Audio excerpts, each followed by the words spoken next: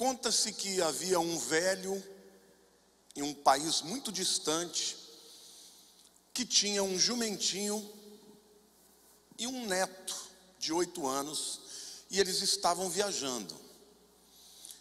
O velho estava sobre o jumentinho e a criança andando a pé ao lado, e eles estavam indo devagarzinho. E aí então encontraram algumas pessoas, cumprimentaram essas pessoas, e logo que eles passam, o velho ouve a conversa deles. Puxa, mas que homem mais insensível, um homem forte desse em cima do jumentinho e uma criança tão franzina andando a pé. Ele ficou incomodado, ele falou: quer saber? Eles têm razão. Ele desceu do jumentinho e botou a criança em cima do jumento e continuou andando. E aí de repente eles encontram mais pessoas, eles se cumprimentam, e quando ele passa um pouco, ele ouve a conversa deles. Nossa, que coisa ridícula, uma criança saudável dessa em cima do jumentinho e um homem velho andando a pé. Aí ele pensa e fala: quer saber? Eles têm razão. Aí o que ele pensa? Bom, esse jumentinho aguenta. Botou a criança em cima do jumentinho e continuaram o caminho, os dois em cima do jumentinho. Encontraram mais algumas pessoas, cumprimentaram-nas. Quando eles passaram, ele ouviu conversa. Credo, que homem insensível. Os dois em cima de um jumentinho tão pequeno.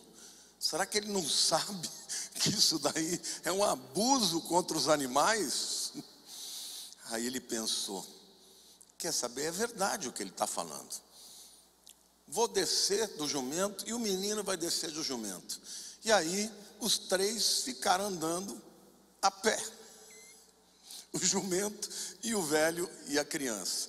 Encontraram mais algumas pessoas, cumprimentaram-nas, e quando passaram, ele ouviu a conversa. Que coisa mais idiota. Os dois tendo um jumentinho, andando a pé com o jumento sem ninguém em cima dele. Sabe qual é a moral da história, queridos? Quando alguém quer agradar todo mundo, acaba não agradando a ninguém.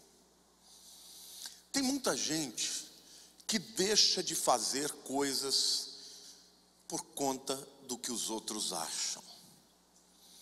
Tem muita gente que é paralisado, e as pessoas sempre vão criticar a sua maneira de ser, ou porque pensam diferente, ou porque não entendem os seus motivos, ou porque não concordam mesmo, ou porque não gostam de você. Existem muitas razões que levam as pessoas a discordarem de nós. Pastor, então você está querendo dizer que a gente não deve estar nem aí com ninguém? Não.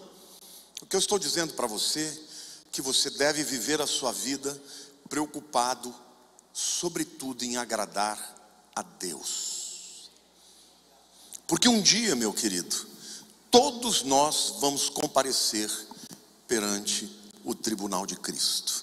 E para Ele nós vamos dar conta de tudo que fazemos, pensamos, dizemos. Ou seja, ninguém nessa vida foi unanimidade, nem Jesus.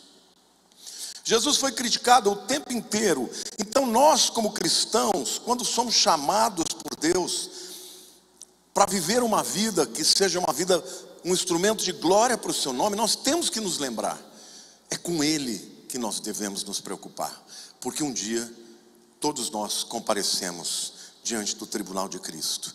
Lá em 2 Coríntios capítulo 5, versículo 10, o apóstolo Paulo diz: porque importa que todos nós, diga todos nós, compareçamos perante o tribunal de Cristo, para que cada um receba segundo o bem ou mal que tiver feito por meio do corpo.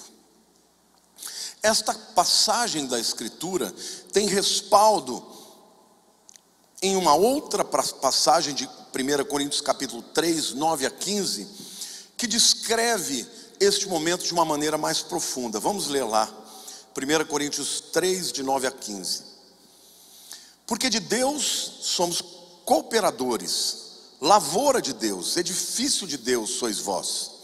Segundo a graça de Deus que me foi dada, lancei o fundamento como prudente construtor. E outro edifica sobre ele. Porém, cada um veja como edifica. Porque ninguém pode lançar outro fundamento além do que foi posto, o qual é Jesus Cristo. Contudo, se o que alguém edifica sobre o fundamento é ouro, prata, pedras preciosas, madeira, feno, palha, manifesta se tornará a obra de cada um, pois o dia a demonstrará, porque está sendo revelada pelo fogo. E qual seja a obra de cada um, o próprio fogo o provará. Se permanecer a obra de alguém que sobre o fundamento edificou, esse receberá galardão. Se a obra de alguém se queimar, sofrerá ele dano, mas esse mesmo será salvo, como que através do fogo. Não sabeis que sois santuário de Deus e que o Espírito de Deus habita em vós? Se alguém destruir o santuário de Deus, Deus o destruirá, mas o santuário de Deus, que sois vós, é sagrado. O apóstolo Paulo está falando desse dia, quando logo após o arrebatamento, todos os crentes estarão diante de Jesus no seu chamado tribunal de Cristo. A palavra grega para tribunal é bimá. Esta é a palavra usada para o pódio da maratona. Portanto, esse tribunal não vai discutir se alguém vai ser salvo ou perdido, porque todos que lá comparecerem já serão salvos. Eles vão estar lá simplesmente para ver qual é o seu galardão. Assim, de uma maneira mais fácil de você entender, é saber se você vai receber a medalha de bronze, de prata ou de ouro. Todos que estiverem lá são salvos. Como a gente sabe disso? Paulo está declarando que todos estes lançaram o fundamento que é Cristo. Ou seja, todos eles confessaram Jesus como Senhor e Salvador da sua vida. E aí ele compara a vida destas pessoas como um edifício que é construído em cima do fundamento que é Cristo. E aí ele diz, olha, quando alguém vai construir um edifício, ele usa materiais diferentes. E aí ele usa alguns tipos de materiais para comparar. Ele diz, se alguém edificar como ouro, prata e pedras preciosas, quando vier o fogo do juízo, e literalmente é Jesus ali passando pelo fogo, não só o que fizemos, mas por que fizemos, as motivações, os sentimentos, as razões. Então, se aquilo que você construiu em cima do fundamento é como ouro, prata e pedras preciosas, o que acontece quando o fogo passa por esses elementos? Purifica. O ouro fica mais puro, a prata fica mais pura. As pedras preciosas são forjadas na natureza com muita pressão e calor. Sobra algo melhor. Mas se alguém, mesmo que tenha colocado o fundamento que é Jesus, construir com materiais de madeira, feno e palha, o que acontece quando passa o fogo nessas coisas? Queima tudo e não sobra nada. E o apóstolo Paulo diz que alguns destes que comparecerão perante Jesus, não sobrará nada do que fez. A vida toda sobrará somente o fundamento, que é suficiente para a salvação, mas os galardões serão perdidos. Ele diz, e o indivíduo será salvo como pelo fogo. Mas toda vez que eu olho para esse texto, eu fico muito intrigado. O texto fala que nós seremos julgados pelas nossas obras. Então repita comigo, diga, salvação é pela fé. Como diz Efésios 2:8-9, pela graça sois salvos mediante a fé, isso não vem de vós, é dom de Deus, não por obras para que ninguém se glorie. A salvação é de graça, mas todo o resto que vem após a salvação vai haver um acertar de contas. E tudo que fazemos, que falamos, que pensamos, vai ser colocado à prova diante de Jesus, que tudo vê e tudo sabe. Então, querido, eu quero apresentar para vocês o que a Escritura nos apresenta como uma obra aprovada. Uma obra que pode ser comparada a ouro, a prata e a pedras preciosas. Eu quero começar dizendo que uma boa obra pode ser o testemunho de Cristo. Amém? Então, eu quero aqui analisar com você as boas obras aos olhos de Deus, tá? Eu quero começar dizendo que o testemunhar de Cristo é visto pelo Senhor como boas obras. Mateus 5,16 diz assim: assim brilhe também a vossa luz diante dos homens, para que vejam as vossas boas obras e glorifiquem a vosso Pai que está nos céus. Em outras palavras, o que Jesus está dizendo é que quando você age da maneira correta e a tua luz ilumina e o teu testemunho fica evidente, Deus olha e fala: essa é uma boa obra. E as pessoas, ao olharem para esse testemunho, vão glorificar o Pai que está nos céus. Amém? Então, a primeira boa obra que todos nós deveríamos ter é testemunhar de Jesus. E, queridos, num tempo que cada vez mais as pessoas estão querendo tirar Deus da sociedade, aqueles que são luz do mundo não devem se esconder. Semana passada nós vimos que o nosso governador tinha dado uma ordem para que a Secretaria da Educação tirasse a menção de antes de Cristo e depois de Cristo, e substituísse pela nomenclatura antes da Era Comum e depois da Era Comum.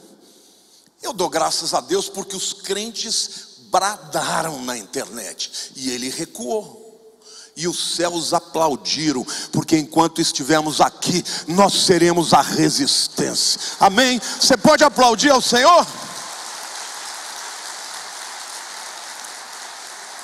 Ah, pastor, mas isso é tão banal. Não é banal, porque quando as crianças estão estudando nos seus livros, nas escolas, e elas veem lá A.C, elas vão perguntar em algum momento: professor, o que é A.C? Significa antes de Cristo. Ah, então quer dizer que Jesus, ele divide a história em antes e depois dele? Sim, é assim que a história conta. Então, quando alguém a retira disto, está querendo tirar da cultura, está querendo tirar das nossas crianças o direito de saber que houve um Deus que enviou o seu Filho Jesus para morrer por todo aquele que nele crê, para que sejam salvos. Amém, igreja? Então a igreja tem que ser luz do mundo e sal da terra. E quando a igreja se manifesta, não se esconde e brilha a luz de Jesus, também não só com o seu discurso, mas com as suas boas obras, a Bíblia diz que o Pai do céu é glorificado por elas. Uma segunda maneira de nós termos boas obras aos olhos de Deus é através da adoração. Mateus capítulo 26, versículo 10 diz assim: mas Jesus, sabendo disto, disse-lhes: por que molestais essa mulher? Ela praticou boa ação para comigo. Uma mulher chegou a Jesus, era uma pecadora, e ela olhou para ele, reconheceu a graça, o amor, a misericórdia de Jesus, e usou de um perfume caro que ela tinha para banhar Jesus. E então os discípulos, muito provavelmente Judas, falaram: para que isso? Gastar um dinheiro desse? Jogando um perfume, podia vender e dar para os pobres. E a Bíblia diz que ele que cuidava da bolsa, né, e roubava. E Jesus responde: parem de importuná-la, porque ela está fazendo uma boa ação para mim. Aquele era um ato de adoração. Então eu quero dizer para você, meu querido, que toda vez que você adora a Jesus, não importa a maneira como seja, se for um cântico, Deus recebe como uma boa ação. Se for uma oferta, Deus recebe como uma boa ação. Porque a adoração nada mais é do que você reconhecer a sua pequenez diante de um Deus grandioso. É você reconhecer que tudo vem dele, que toda a honra e toda a glória é dele, que os seus dons, que os seus talentos, que as suas oportunidades, que os seus recursos vêm dele. Então adorar é o extremo do amor. É o amor elevado à potência máxima. É reconhecer que o nosso Deus é digno de exaltação. Amém, irmãos? Então viva uma vida de adoração. Mas não se surpreenda que pessoas hipócritas critiquem alguém por fazer um ato de adoração. E veja, isso estava até dentro do próprio grupo dos discípulos.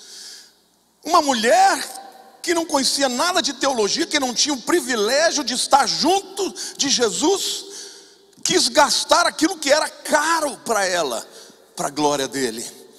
E aqueles que estavam juntos não reconheceram. Não todos, né? Certamente Judas. Um outro texto diz isso.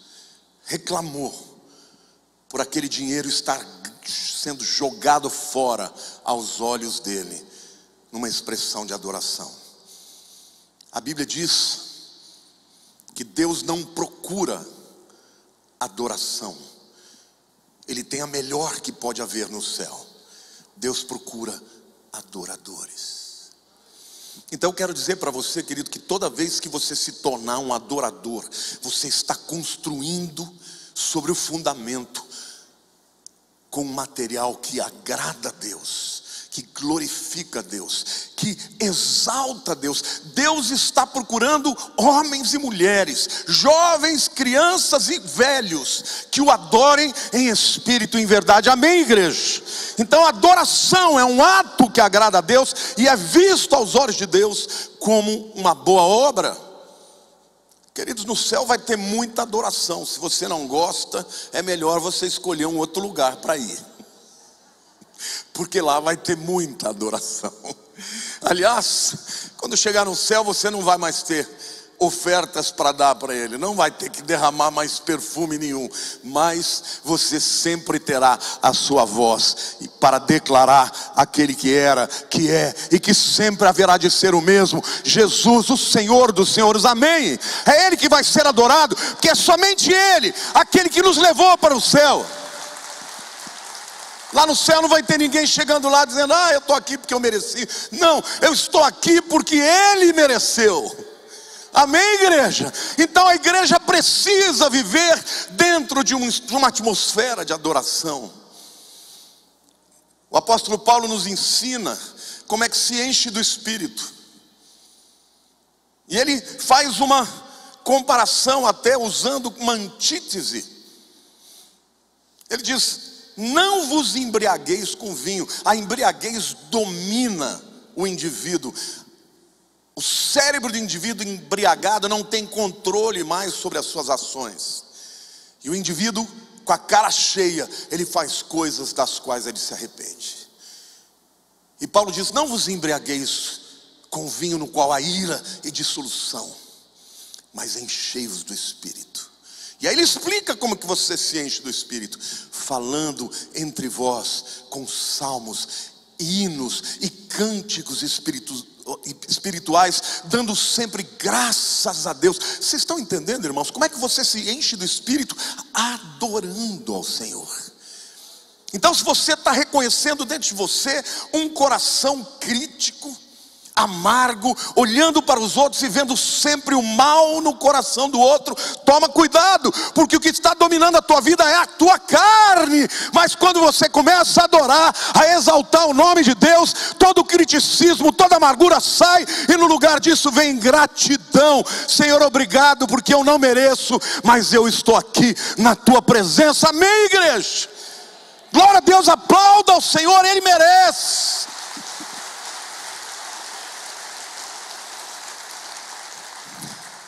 Substitua a amargura do coração por adoração. Raiz de amargura por gratidão. Você já viu uma pessoa grata e infeliz? Uma pessoa grata está sempre sorrindo, porque entende que tem mais do que merece, que teve acesso a uma realidade que não merece. E esta é a grande verdade, irmãos. O que nós merecemos é o inferno. Somos pecadores e vivemos diante de um Deus santo. E quantas vezes, sabendo que não devemos fazer coisas, fazemos. O apóstolo Paulo dizia: o querer fazer o bem está em mim, mas não efetuar. O mal que eu não quero cometer, eu cometo. Aquilo que eu não quero fazer, eu faço. Ou seja, miserável homem que sou, quem me livrará do corpo desta morte? Graças a Deus por Jesus Cristo. Isso ele diz no capítulo 7, quando ele fala da guerra espiritual. Mas no 8, ele começa dizendo: agora pois não há mais nenhuma condenação para aqueles que estão em Cristo Jesus. E o capítulo 8 de Romanos é o mais lindo do livro, porque ele diz: eu estou bem certo que nem a morte, nem a vida, nem o passado, nem o presente, nem o porvir, nem principados, nem potestades, nem perigo, nem a fome, nem a morte, nem a espada, nem a nudez, nada pode nos separar do amor de Deus que está em Cristo Jesus, nosso Senhor. Aleluia! Aplauda ao Senhor.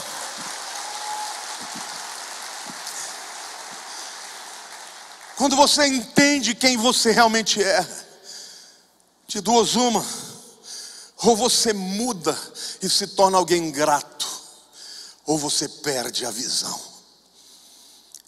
Adoração é um ato de justiça, é uma obra que vai nos elevar a uma posição que nós nunca merecemos.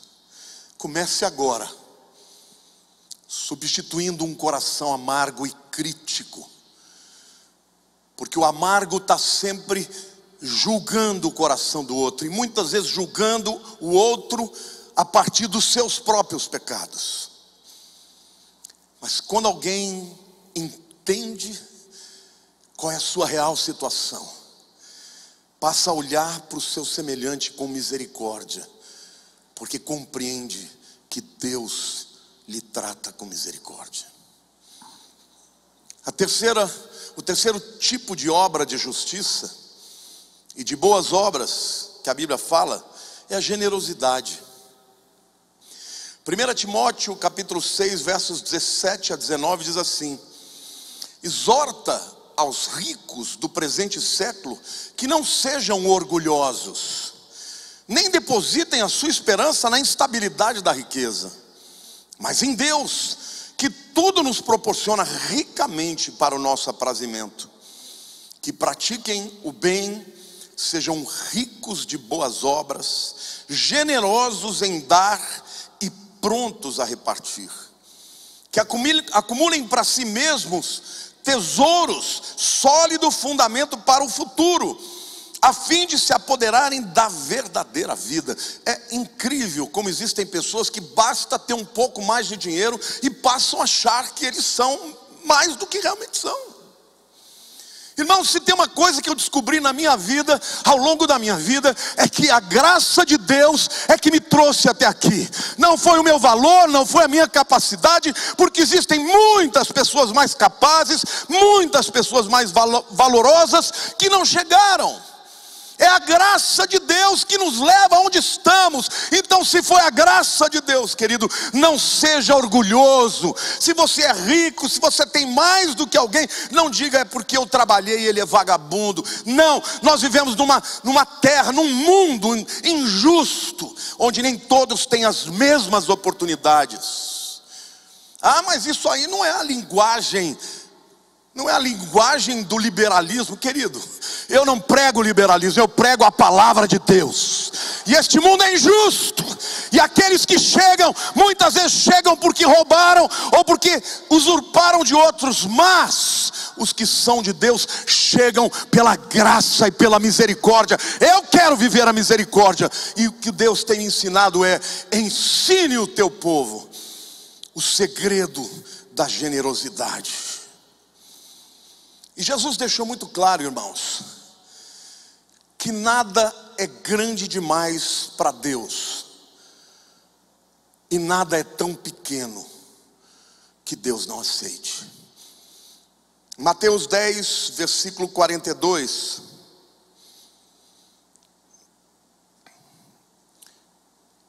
Diz assim: quem vos recebe, a mim me recebe. E quem me recebe, recebe aquele que me enviou. Quem recebe um profeta no caráter de profeta, receberá o galardão de profeta. Quem recebe um justo no caráter de um justo, receberá o galardão do justo. E quem der a beber, ainda que seja um copo de água fria, a um destes pequeninos, por ser meu discípulo, em verdade vos digo que de modo algum perderá o seu galardão. Não é lindo isso que Jesus está falando? Jesus está dizendo assim: olha, hoje eu posso ser recebido, mas vai ter um dia que eu não poderei mais ser recebido. As pessoas me receberão quando receberem os meus. E aí ele começa a dizer: quem recebe um justo, recebe o galardão do justo. Quem recebe um profeta, vai receber o galardão de um profeta. Ele literalmente está dizendo: qualquer pessoa, pode ser ímpio ou crente, que investe na vida de alguém, que está gastando a sua vida na obra de Deus, vai receber um galardão. E Jesus diz: mesmo que seja um copo de água fria, não vai ficar sem receber a sua recompensa. Olhe para a pessoa ao teu lado e diga assim: atos de justiça. Aqui está falando de ajudar os necessitados, os pequeninos, mas aqui também está falando de honrar as pessoas que estão envolvidas na obra. E aqui, irmãos, eu estou pregando, eu quero dizer para todo mundo aqui: eu não preciso que vocês me deem nada. Tá? Não estou aqui defendendo algo pessoal, até porque essa igreja me paga muito bem. Mas eu estou ensinando um princípio, que honrar alguém que gasta a sua vida para a glória de Deus é algo que Deus aplaude. Assim como fazer uma obra de amor, de dar um copo d'água para alguém que precisa. Deus há de galardoar todos aqueles que têm boas obras, obras de generosidade. Irmãos, a nossa igreja cresceu, uma igreja próspera, mas houve um tempo que eu não tinha dinheiro para comprar comida. Chegava lá pelo 15º dia do mês, eu não tinha mais dinheiro para comprar comida. E muitas vezes eu tinha que dobrar o joelho, e muitas vezes meu coração ficava dilacerado, porque eu ia num supermercado, a Érica pequenininha comigo, eu tinha que desviar de algumas prateleiras, porque ela amava Danoninho, e eu não tinha dinheiro para comprar Danoninho. Foi uma escolha minha. A Lília tinha um pai rico, só que eu tenho brio. Eu disse para ele: o senhor vai me ajudar até eu me formar, depois disso eu não quero mais nada. E ele acatou o que eu pedi, e eu tive que depender de Deus. E Deus sempre levantou pessoas. Muitas vezes Ele levantava pessoas que traziam, iam fazer uma despesa, ou iam num supermercado e traziam um pouco para nós. Eu me lembro o dia que o Alcides me chamou para jantar. A gente foi num restaurante que chamava Les Innocents, os Inocentes. Irmãos, quando eu entrei lá, eu não sabia nem como é que pegava nos talheres. Sabe aquele monte de talheres assim? Eu falei: e agora? O que eu vou comer? Eu ficava olhando. E eu me lembro que ele perguntou: quanto você ganha? E quando eu falei para ele, ele falou: mas dá para viver? Eu falei, dá. E dentro de mim eu falava, mais ou menos. Ele falou, então, pois a partir de agora, você pode contar com 2 vezes o que você ganha, porque eu vou te dar. Um ato de generosidade que mudou a minha vida. Eu chegava no supermercado e ia direto nos danoninhos.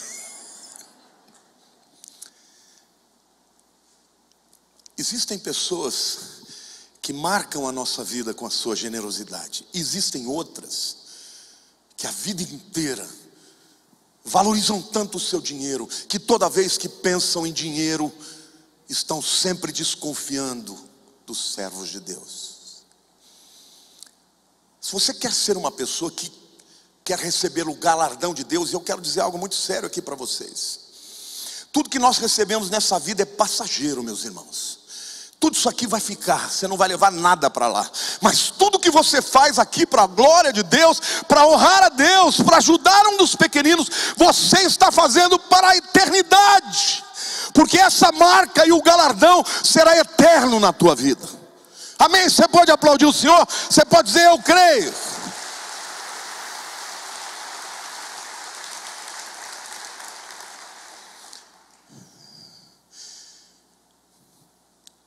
Eu quero falar agora, eu falei no primeiro ponto sobre as boas obras, agora eu quero falar de obras com motivos errados. Porque não adianta fazer o que é certo, tem que fazer o que é certo com o motivo certo.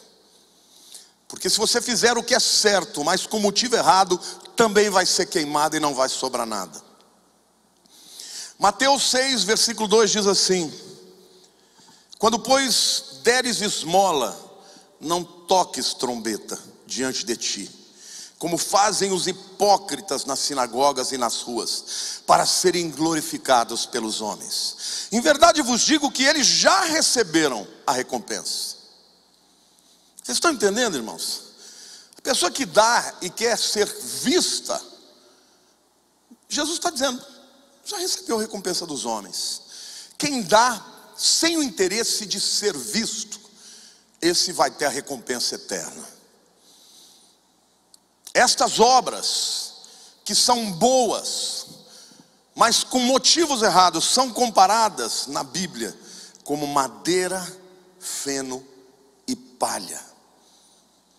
E a Bíblia diz, contudo, em 1 Coríntios 3, 12 e 13, contudo, se o que alguém edifica sobre o fundamento que é Jesus é ouro, prata, pedras preciosas, madeira, feno, palha, manifesta se tornará a obra de cada um, pois o dia a demonstrará, porque está sendo revelada pelo fogo. E qual seja a obra de cada um, o próprio fogo a revelará. A Bíblia apresenta Jesus no livro de Apocalipse com aquele que tem os olhos de fogo. O olhar de Cristo para mim e para você vai ser um olhar que vai nos desnudar, que vai revelar tudo sobre nós. E eu confesso para vocês, irmãos, que eu tenho muito medo.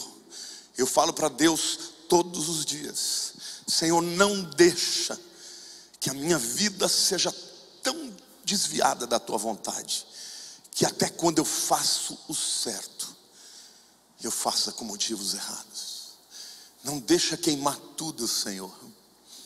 E eu tenho certeza que eu vou chegar no céu, vai ter coisas que eu fiz que serão queimadas e não vai sobrar nada, mas outras vão permanecer. Então, o que eu como pastor estou dizendo para vocês, que ao invés de julgarmos os outros, julguemos a nós mesmos. E você, meu querido, que está preocupado com o que a outra pessoa diz sobre você, não se preocupe com ela, se preocupe com Deus, porque quem na verdade vai nos julgar é o Senhor. Amém, igreja? E isso é inescapável, inexorável. Todos nós vamos comparecer diante do tribunal de Cristo. Mas em terceiro lugar, eu quero falar para vocês sobre as recompensas que duram. Os dois grandes inimigos do serviço cristão são o egoísmo e a preguiça. Aquele que não faz porque está pensando em si, e aquele que não faz porque dá trabalho. Mas o Senhor diz que nós podemos vencer este inimigo quando examinamos o nosso coração. E o versículo 15 de 1 Coríntios 13 diz: se a obra de alguém se queimar, sofrerá ele dano. E no original essa palavra significa perda completa. Mas esse mesmo será salvo, todavia, como que através do fogo. Quais são as recompensas que nós deveríamos almejar, meus irmãos? Em primeiro lugar, uma coroa incorruptível. 1 Coríntios 9, de 25 a 27 diz assim: todo atleta em tudo se domina. O apóstolo Paulo está falando dos maratonistas da sua época, super atletas que treinavam, que se preocupavam com a alimentação, que tinham uma vida regrada, fisicamente falando, porque eles iam correr 42 quilômetros. Todo atleta em tudo se domina. Aqueles para alcançar uma coroa corruptível, porque naquele tempo não tinha medalha. O vencedor da maratona, quem cruzava a linha, ganhava uma coroa de louros. Então aqueles se disciplinam para quê? Para ganhar uma coroa corruptível, porque leva para casa. Como ela é feita de folhas, vão perecer, vai murchar, vai estragar. Mas nós, porém, a incorruptível. Repita comigo, diga assim: eu vivo a minha vida me disciplinando, porque eu quero uma coroa incorruptível.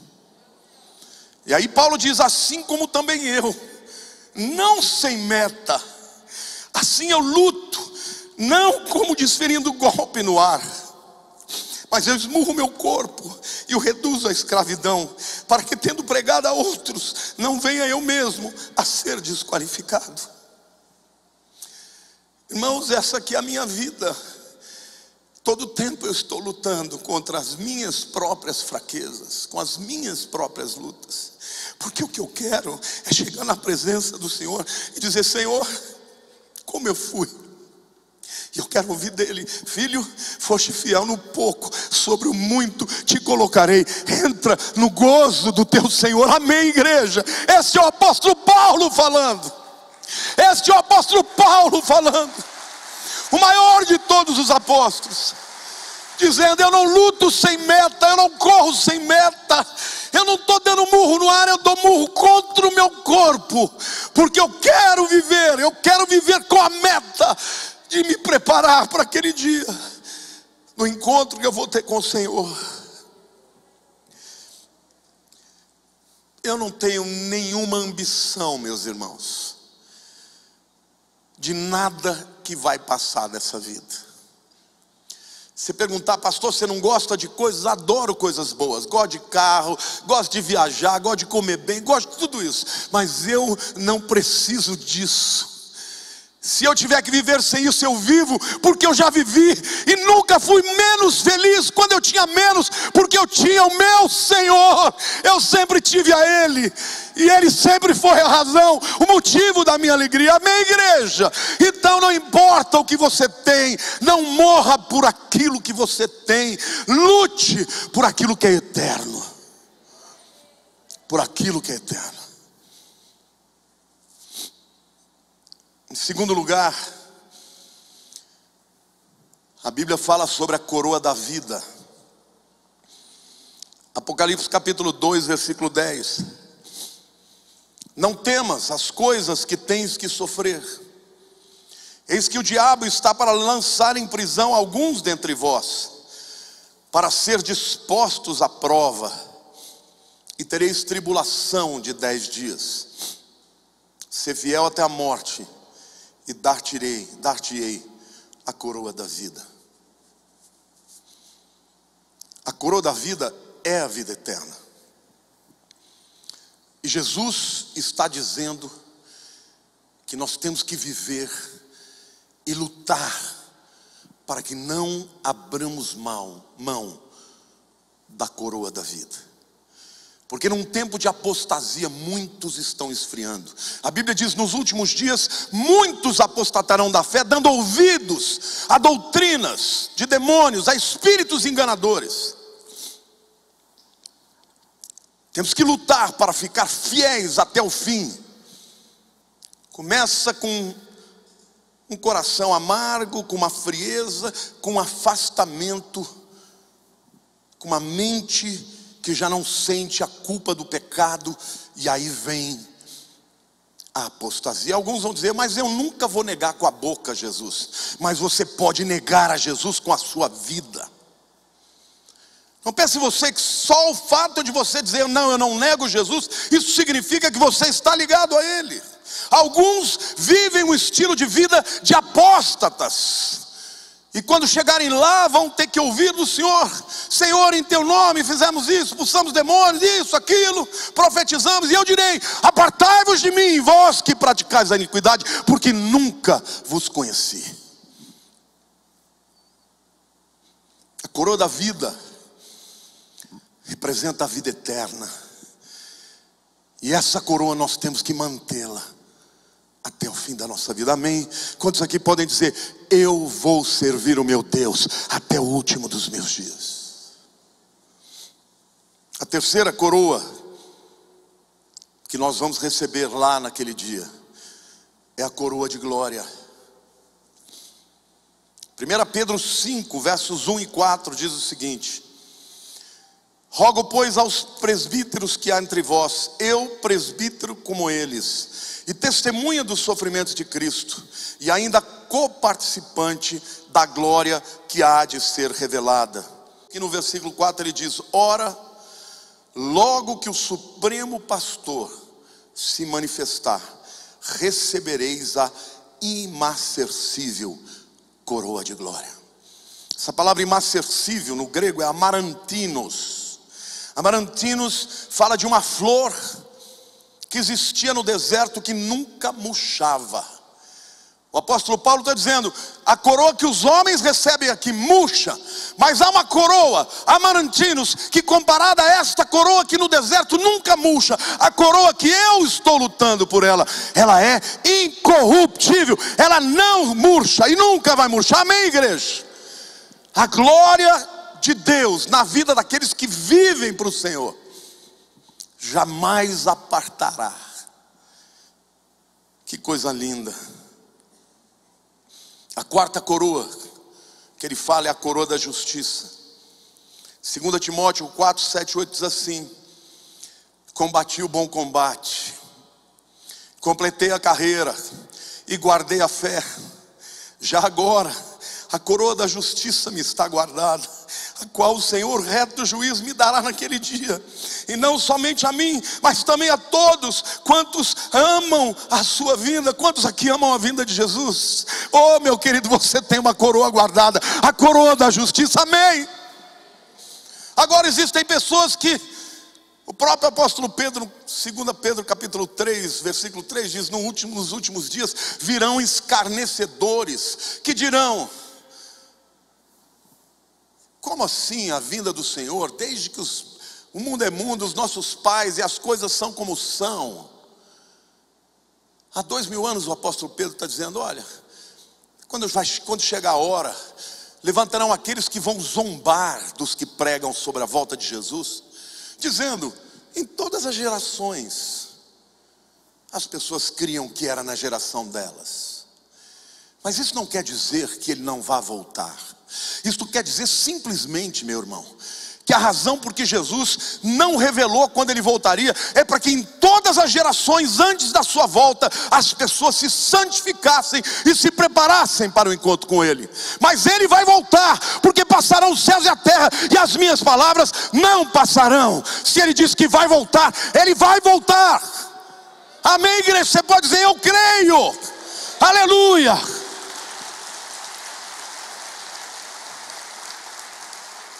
Os que amam a sua vinda receberão a coroa da justiça.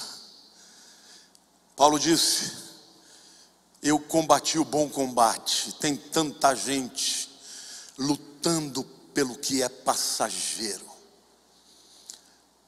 Por isso, meu irmão, eu não vou ficar batendo boca com ninguém porque vota em A, B, C ou D. Eu não acredito em ninguém que seja resposta para o mundo se tornar um mundo pacífico. Quem pode fazer a diferença é quem de fato ama a Deus e deixa que Deus governe através dele. Mas o meu chamado é pregar a Cristo, não importa quem seja. Quero amar a todos. Por isso que eu vejo às vezes pessoas que nunca entraram numa discussão para falar de Cristo, ficam batendo boca por causa de política, por causa de A, de B, C ou D. Eu quero falar para você que está me vendo aqui: dobra a tua língua quando você vai julgar alguém simplesmente porque pensa de você na área política ou em qualquer outra área. Aquela pessoa que muitas vezes você está odiando seria a pessoa a quem você deveria estar amando e testemunhando que Jesus morreu por ela. Amém, igreja? Esse é o nosso chamado.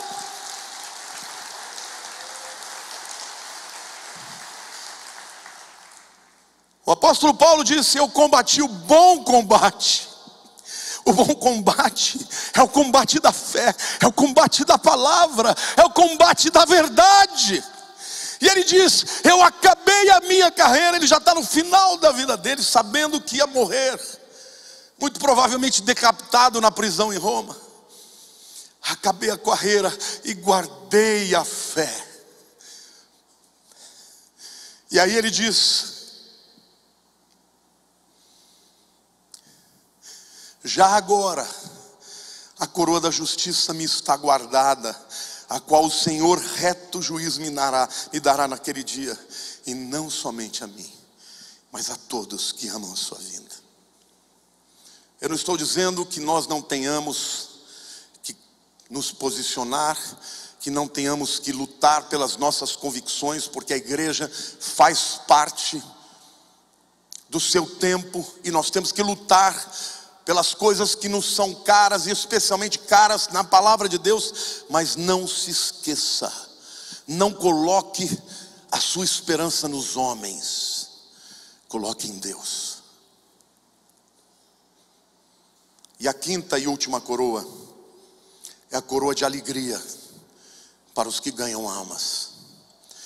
1 Tessalonicenses 2, 19 e 20 diz assim: pois quem é a nossa esperança ou alegria, ou a coroa em que exultamos na presença do nosso Senhor Jesus em sua vinda, não sois vós? Sim, vós sois realmente a nossa glória e a nossa alegria. Hoje eu tenho feito muitas lives, e o que mais me alegra, gente, é quando pessoas dizem assim: pastor, eu não conhecia a verdade, através da sua palavra eu conhecia Jesus.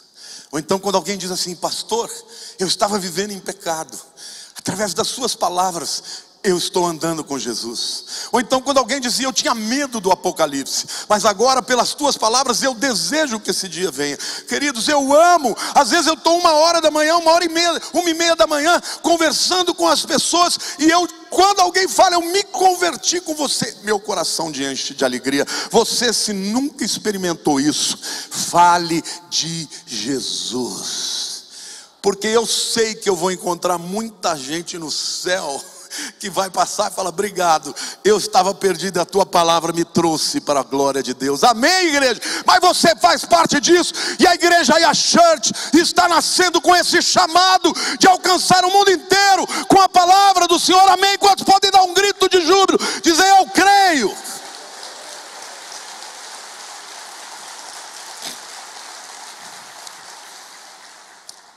Esse é o teu chamado, essa é a tua missão. O teu trabalho não pode ser um fim, ele tem que ser um meio. Os teus recursos não são um fim, tem que ser um meio. O motivo, a razão da tua existência, de você estar aqui hoje, sendo filho de Deus, é compartilhar a fé. Eu termino essa palavra com uma exortação final. Jesus diz em Apocalipse 3:11: venho sem demora, conserva o que tens, para que ninguém tome a tua coroa. Repita comigo, diga assim: a minha coroa pode ser tomada, mas eu vou conservá-la. Segundo a João 8 diz assim: acautelai-vos para não perderdes aquilo que temos realizado com esforço, mas para receberdes completo galardão. Não basta começar bem, tem que terminar bem.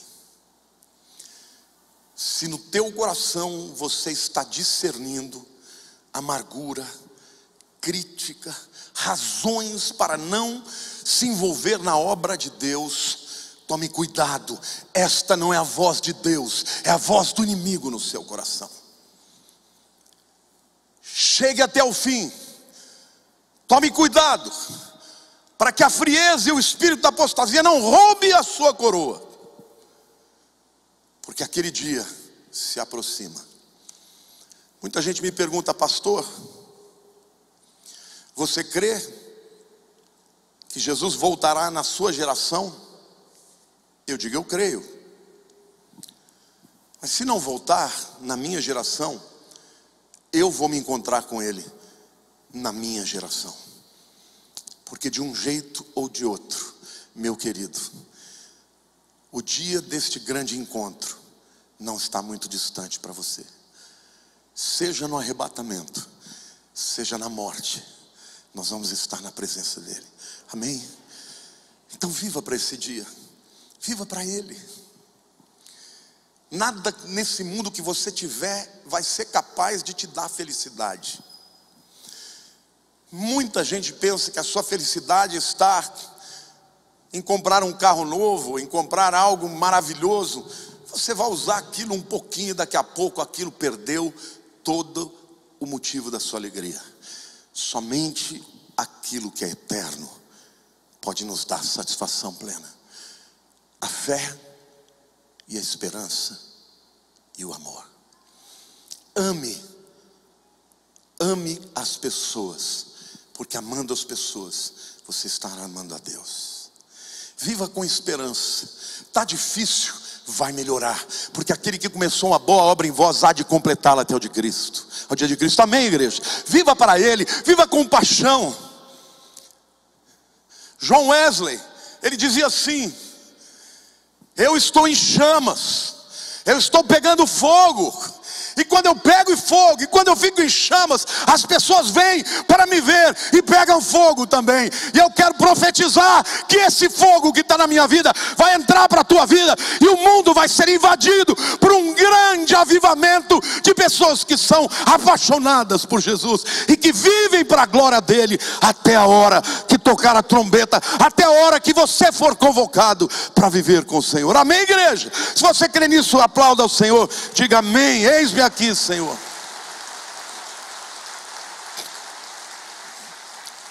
Eu quero pedir que você feche os seus olhos agora.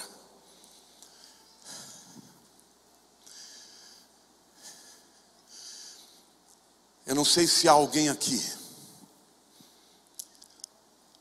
que nunca entregou a vida para o Senhor verdadeiramente, que nunca deu o coração para Jesus. Talvez você tenha até feito uma decisão de levantar a mão, mas a sua vida não foi transformada de verdade. Hoje você tem a oportunidade de ouvir a palavra de Deus e abrir o seu coração para Ele dizer: Senhor, sozinho eu não consigo,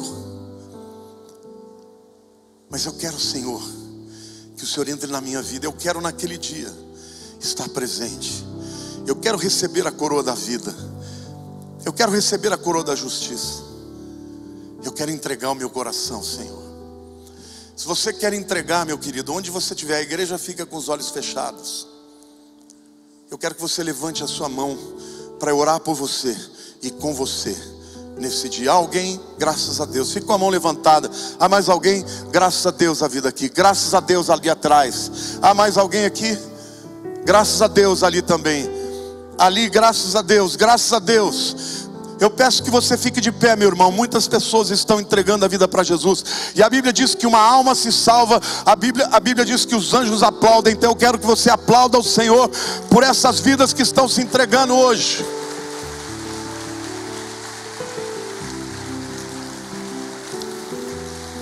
Se você que está me vendo pela internet foi tocado por essa palavra, eu peço que você, na tela tem uma mensagem dizendo: se você está fazendo essa oração de entrega, coloque ali no QR Code o seu nome para que nós possamos orar por você.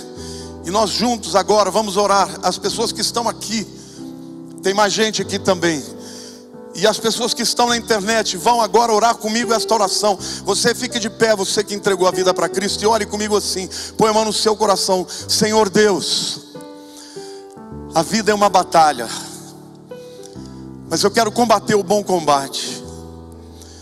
Hoje eu entrego a minha vida, eu entrego o meu coração ao Senhor. Eu reconheço que eu sou pecador, meu Deus, mas eu creio que lá na cruz Jesus morreu pelos meus pecados. E a tua palavra diz que todo aquele que crê em Jesus se torna filho de Deus.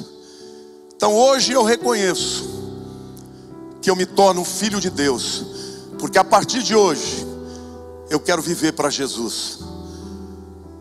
Ajuda-me, Senhor, perdoa os meus pecados, escreve meu nome no livro da vida. Amém. Agora eu quero orar pela tua vida, meu querido. Para você que talvez esteja passando um momento de frieza, de abatimento, talvez de revolta, talvez de amargura.